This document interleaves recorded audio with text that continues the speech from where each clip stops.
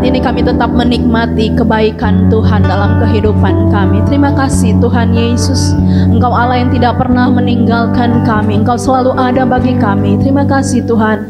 Tiba saatnya kami mau mendengar suara-Mu lewat kebenaran firman-Mu. Mari Tuhan, Engkau berbicara lewat hamba-Mu yang tidak ada apa-apanya ya Tuhan. Engkau nyatakan apa yang menjadi isi hati-Mu Tuhan Yesus. Bila ada hal-hal yang bukan berasal daripada-Mu, segala pikiran yang sia-sia, perasaan-perasaan hati yang tidak menentu, yang mengalihkan pikir dari firman-Mu dari hidup kami.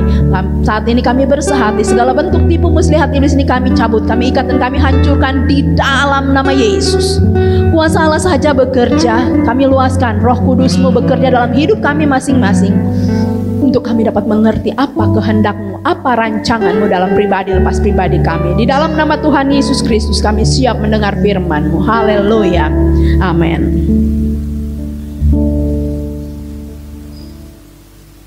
Puji nama Tuhan. Saudara-saudara harus berdoa buat saya ya.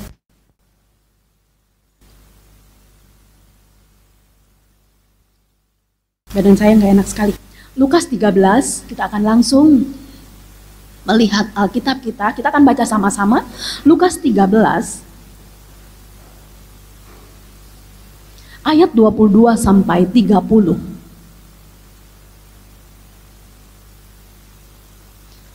Kita akan baca bersama 2, 3. Kemudian Yesus berjalan keliling dari kota ke kota dan dari desa ke desa sambil mengajar dan meneruskan perjalanannya ke Yerusalem. Dan ada seorang yang berkata kepadanya, "Tuhan, sedikit sajakah yang diselamatkan?" Jawab Yesus kepada orang-orang di situ, "Berjuanglah untuk masuk melalui pintu yang sesak itu, sebab aku berkata kepadamu, banyak orang akan berusaha untuk masuk, tetapi tidak akan dapat. Jika tuan rumah telah bangkit dan telah menutup pintu, kamu akan berdiri di luar dan mengetuk-ngetuk pintu sambil berkata, 'Tuhan, bukakanlah kami pintu.' Aku tidak tahu dari mana kamu datang." Maka kamu akan berkata, "Kami telah makan dan minum di hadapan-Mu, dan Engkau telah mengajar di jalan-jalan kota kami." Tetapi ia akan berkata kepadamu, "Aku tidak tahu dari mana kamu datang. Enyahlah dari hadapanku, hai kamu sekalian yang melakukan kejahatan." Di sanalah akan terdapat ratap dan kertak gigi apabila kamu akan melihat Abraham dan Ishak dan Yakub dan semua nabi di dalam kerajaan Allah, tetapi kamu sendiri dicampakkan keluar. Dan orang akan datang dari timur dan barat dan dari utara dan selatan, dan mereka akan duduk makan di dalam kerajaan Allah. Dan sesungguhnya ada orang yang terakhir yang akan menjadi orang yang terdahulu, dan ada orang yang terdahulu yang akan menjadi orang yang terakhir. Puji nama Tuhan. Kita melihat di dalam Lukas 13 ini. Di sini Pak, ayat yang ke-22 dikatakan bahwa Yesus dia berjalan dari kota ke kota, dari desa ke desa. Dia berjalan di jalan-jalan yang menuju Yerusalem. Dia melayani. Yesus berjalan mengajar. Ketika Yesus akan ke Yerusalem, melewati kota-kota dan desa-desa, melewati perjalanan itu ia mengajar. Inilah perjalanan misi dari Yesus. Dalam perjalanan misinya Yesus, ada yang bertanya. Ayat yang ke-23. Di sini dikatakan, dan ada seorang yang berkata kepadanya, "Tuhan, sedikit sajakah orang yang diselamatkan?" Dalam perjalanan misinya Tuhan ada yang bertanya, sedikit sajakah orang yang diselamatkan? Ada yang bertanya pada Yesus, dan Yesus tidak biarkan pertanyaan itu hanya begitu saja, tetapi Yesus dia memberi jawaban. Hanya bagi yang bertanya saja, seseorang itu dia mendapat jawaban dari Yesus. Yesus tidak memberi jawaban kepada hanya seorang yang bertanya, tetapi dia memberi jawaban kepada orang-orang yang mengikuti dia. Yesus juga bagi semua yang ada duduk di situ bersama dengan Yesus. Jawaban Yesus bagi orang di situ, berjuanglah untuk masuk ke pintu yang sesak. Untuk masuk ke pintu yang sesak itu ternyata perlu perjuangan. Berjuanglah untuk masuk melalui pintu yang sesak, sebab aku berkata kepadamu, banyak orang akan berusaha untuk masuk, tetapi tidak akan dapat. Berjuanglah. Jadi dengan kata lain, kalau kita melihat kata berjuang, dari kita sendiri, dari pribadi lepas pribadi kita ada usaha untuk mau berjuang melewati pintu yang sesak itu. Banyak orang berusaha untuk masuk ke pintu yang sesak, harus berjuang. Di dalam Matius pasal yang ke-7, kalau kita lihat di situ, Matius pasal 7 ayat yang ke-14,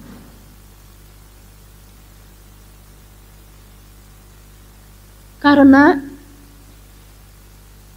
Matius pasal 7 ayat yang ke-14, karena sesaklah pintu dan sempitlah jalan yang menuju kepada kehidupan, dan sedikit orang yang mendapatinya. Karena sesaklah pintu dan sempitlah jalan yang menuju kepada kehidupan. Jadi di sini dan kalau kita melihat di sini, ini adalah perkataan Yesus sendiri.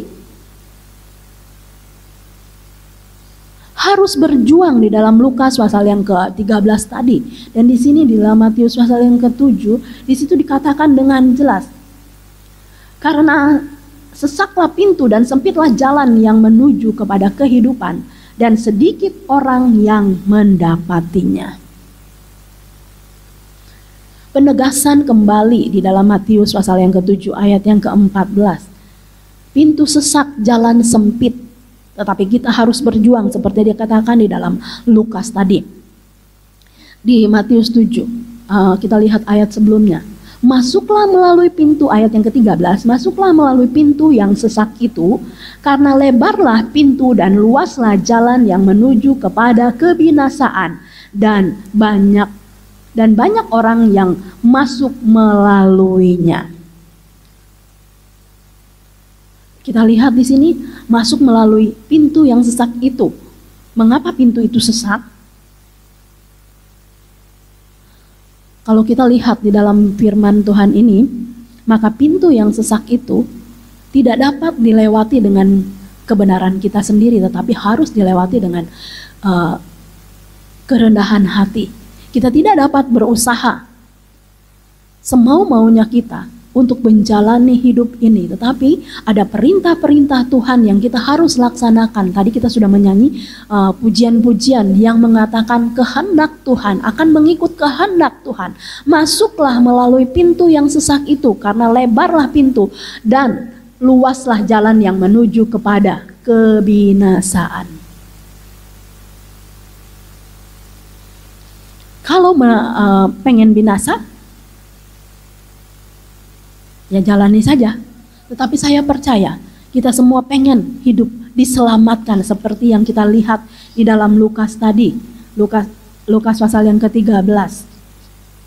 Apa yang Yesus jawab kepada kepada orang-orang yang mengikuti dia, siapa yang diselamatkan? Ayat yang ke-23, 23-24 saya akan bacakan. Dan ada seorang yang berkata kepadanya, Tuhan, sedikit sajakah orang yang diselamatkan? Jawab Yesus kepada orang di situ, berjuanglah untuk masuk melalui pintu yang sesak itu, sebab aku berkata kepadamu, banyak orang akan berusaha untuk masuk, tetapi tidak akan dapat. Berjuanglah, diperlukan semangat untuk datang kepada Tuhan, untuk melewati pintu yang sesak itu. Berjuanglah. Dari dalam kehidupan saya dan saudara harus berjuang untuk selamat, masuk ke pintu yang sesak. Itu pun Yesus katakan, banyak orang berusaha untuk masuk, tapi tidak akan dapat. Lukas 13 ayat yang ke-24. Kerendahan hati, penyerahan diri. Pada pasal dan ayat-ayat sebelumnya, Yesus katakan syarat bagi kita yang mengikuti Yesus. Lukas pasal yang ke-9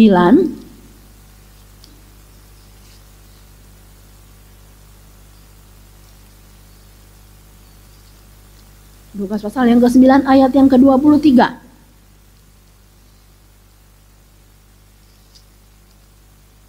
Katanya kepada mereka semua, setiap orang yang mau mengikut aku, ia harus menyangkal dirinya, memikul salibnya setiap hari, dan mengikut aku.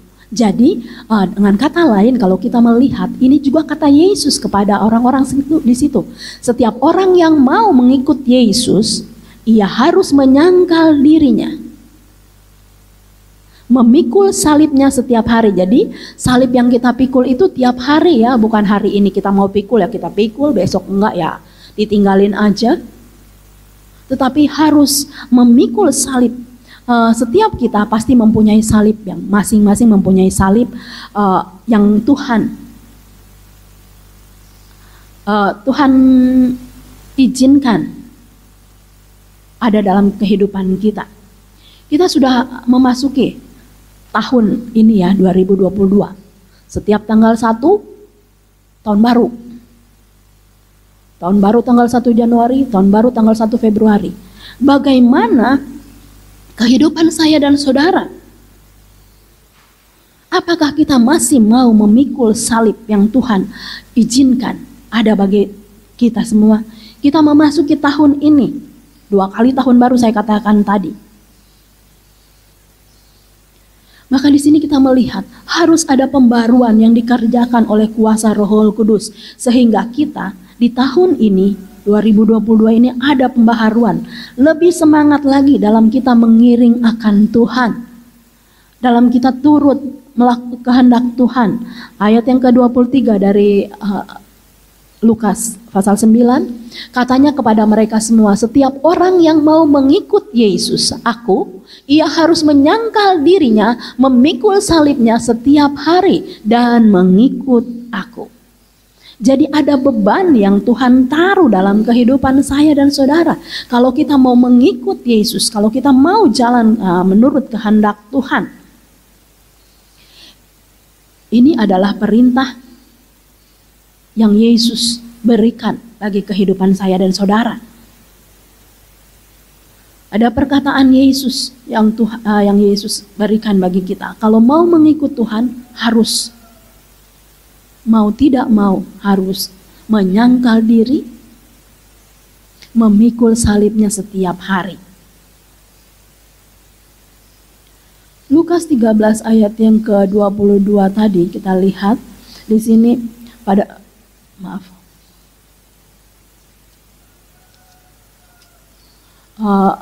kemudian Yesus berjalan keliling dari kota ke kota dan dari desa ke desa sambil mengajar dan meneruskan perjalanannya ke Yerusalem. Yesus sendiri ketika dia ada di dalam dunia ini, dia pun melakukan apa yang menjadi kehendak Bapanya dalam kehidupannya. Ini adalah perintah untuk mengikut Yesus dalam melayani di tahun ini. Biarlah kita lebih semangat lagi. Yesus sendiri di ayat yang ke-22, dia mau berkeliling dari kota-kota ke kota, dari desa ke desa, jalan-jalan yang ia lewati. Dia beri jalan-jalan yang ia lewati, pelayanannya tidak hanya kepada orang-orang dewasa, tapi dari anak-anak sampai orang-orang dewasa melayani, dia layani. Ini adalah perintah bagi kita dari Yesus. Bagi orang yang mau mengambil bagian dalam keselamatan, dalam perjalanan Yesus ke Yerusalem, dia bukan saja melayani dari desa-desa, kota ke kota, di jalan-jalan ke Yerusalem. Yesus dia melayani, tadi saya katakan, segala kalangan, dari anak-anak sampai orang-orang dewasa.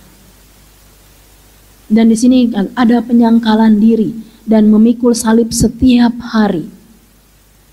Ketika kita mengikuti Yesus, ada syaratnya.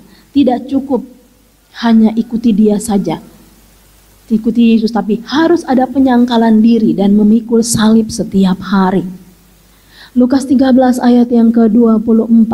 Di sini dikatakan, jawab Yesus kepada orang-orang di situ, berjuanglah untuk masuk melalui pintu yang sesak itu, sebab aku berkata kepadamu, banyak orang akan berusaha untuk masuk. tetapi tidak akan dapat. Ya, kalau kita masuki pintu yang sesak itu dengan kebenaran diri kita sendiri, tanpa penyangkalan diri, kita tidak akan bisa masuk. Tapi di sini sebagaimana Yesus katakan, harus ada penyangkalan diri. Masuk mengikuti kehendak Tuhan. Harus berjuang untuk masuk ke pintu yang sesak itu. Jadi diperlukan perjuangan dalam kehidupan kita. Tidak cukup hanya percaya saja, tapi harus berjuang. Menyangkal diri berarti kita mengiring Tuhan dengan ikuti cara-caranya Tuhan, bukan cara-caranya kita. Tapi harus menuruti kehendak Tuhan. Tunduk pada kehendak Tuhan. Memikul salib di dalam di dalam Matius tadi adalah beban yang ditaruh di pundak kita. Tuhan Yesus, Dia tahu kemampuan kita sampai di mana. Dia mengerti apa yang kita perlukan. Memikul salibnya, kita masing-masing ada salib, ada usaha untuk berjuang untuk tetap dalam kehendak Tuhan. Berusaha untuk tetap ada dalam keselamatan. Rasul Paulus katakan kepada sidang jemaat di Efesus bahwa keselamatan itu anugerah Tuhan. Di Efesus pasal 2 ayat yang ke-8 ya.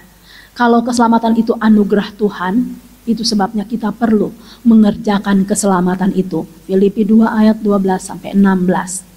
Harus melakukan keselamatan itu. Dengan kerendahan hati, kenali Tuhan dengan baik sampai kita mengalami Tuhan dalam hidup saya dan saudara. Jangan sampai kita dikatakan melakukan kejahatan. Kita melihat di dalam Lukas pasal yang ke-26. Maaf, Lukas 13 ayat yang ke-26. Maka kamu akan berkata, kami telah makan dan minum di hadapanmu dan engkau telah mengajar di jalan-jalan kota kami. Mereka mengenal Yesus. Mereka tahu siapa Yesus karena mereka pernah makan sama-sama. Dan kalau kita melihat pelayanan Yesus juga, Dia memberikan makan kepada 5.000 laki-laki, kepada 4.000 orang. Dia memberikan makanan. Sebab itu kita perlu masuk di dalam Lukas 13, pintu yang sesak itu. Pintu yang sesak itu tadi saya katakan kita dapat lewati dengan kerendahan hati. Kenali Tuhan dengan baik sampai kita mengalami Tuhan. Masih ada kesempatan bagi kita untuk mengenal Tuhan di dalam Lukas 13 ayat yang ke-25. Di sini mundur lagi ya. Jika tuan rumah telah bangkit dan telah menutup pintu, kamu akan berdiri di luar mengetok-ngetok pintu sambil berkata, Tuan, bukalah kami pintu. Dan ia akan menjawab dan berkata kepadamu, aku tidak tahu dari mana kamu datang. Ayat yang ke-26 di sini dikatakan, maka kamu akan berkata, kami telah makan dan minum di hadapanmu dan engkau telah mengajar di jalan-jalan kota kami. Tuhan Yesus, Dia mengajar di jalan-jalan, tetapi bagaimana respon dari kitanya sendiri? Apakah kita masih mau melakukan kehendak Tuhan? Apa yang menjadi kehendak Tuhan dalam kehidupan kita? Masih ada kesempatan. Jangan sampai kita dikatakan melakukan kejahatan. Ayat yang ke-26-27 dari Lukas 13. Jangan sampai kita dicampakkan. Ayat yang ke-27. Tetapi ia akan berkata kepadamu, aku tidak tahu dari mana kamu datang. Enyahlah dari hadapanku, hai kamu sekalian yang melakukan kejahatan. Jadi dengan kata lain, ketika kita tidak menuruti kehendak Tuhan, itu termasuk kejahatan.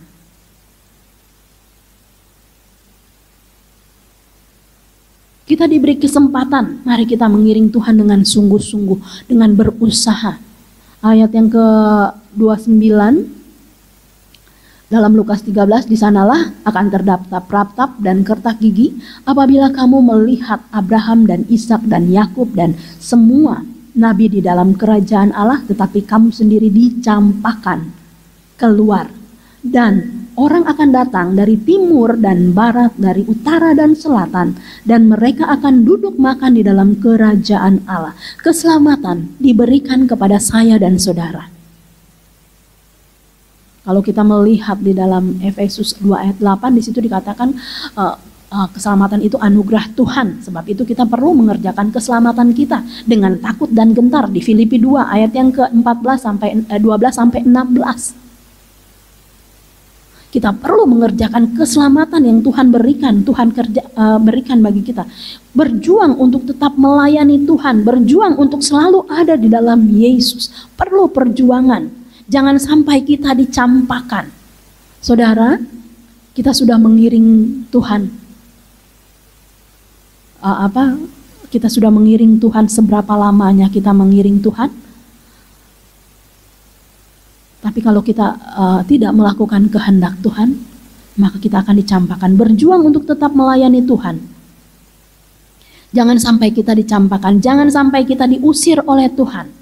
Harus berjuang walau banyak rintangan halangan. Bapak Ibu Saudara sekalian, pada pagi hari ini biarlah lewat kebenaran firman Tuhan kita mau berjuang untuk ada di dalam kehendak Tuhan, untuk melakukan apa yang menjadi rencana Tuhan dalam kehidupan saya dan saudara. Banyak hal yang Tuhan sudah kerjakan dalam pribadi lepas pribadi kita. Tapi pada pagi hari ini firman Tuhan mengingatkan kepada saya dan saudara, hayo kita berjuang masuk dalam pintu yang sesak itu. Banyak orang yang akan masuk ke dalam pintu yang sesak itu. Kalau masuk dengan kebenaran kita sendiri, saya katakan tadi, kita tidak akan bisa. Kebenaran kita sendiri, kita harus masuk dengan kerendahan hati. Harus melakukan kehendak Tuhan. Hingga kita boleh melihat kuasa kasih Allah dinyatakan dalam kehidupan saya dan saudara. Firman Tuhan tidak saya panjangkan, tetapi biarlah firman Tuhan pada pagi hari ini membawa kita, mengingatkan kita, mari kita berjuang untuk ada di dalam Yesus Tuhan. Untuk ada, tetap mengiring Tuhan dengan setia, tetap ada di dalam Yesus. Apapun permasalahan, apapun yang terjadi dalam kehidupan saya dan saudara, mari kita berjuang. Pintu yang sesak, jalan yang sempit, menuju kepada kehidupan. Di dalam Matius tadi dikatakan, sama-sama mengalami pintu yang sesak. Tapi jalan yang sempit, kita sudah mendengar ya, saya terberkati sekali dengan firman Tuhan yang dibawakan oleh Pak Pur beberapa waktu yang lalu tentang jalan. Pada pagi hari ini kita diingatkan kembali, mari kita berjuang untuk ada di dalam jalannya Tuhan. Karena Tuhan yang memberikan saya dan saudara kemampuan, kekuatan untuk dapat melakukan semuanya itu. Biarlah kuasa kasih Tuhan ternyata dalam kehidupan saya dan saudara. Dan kita boleh melakukan kehendak Tuhan.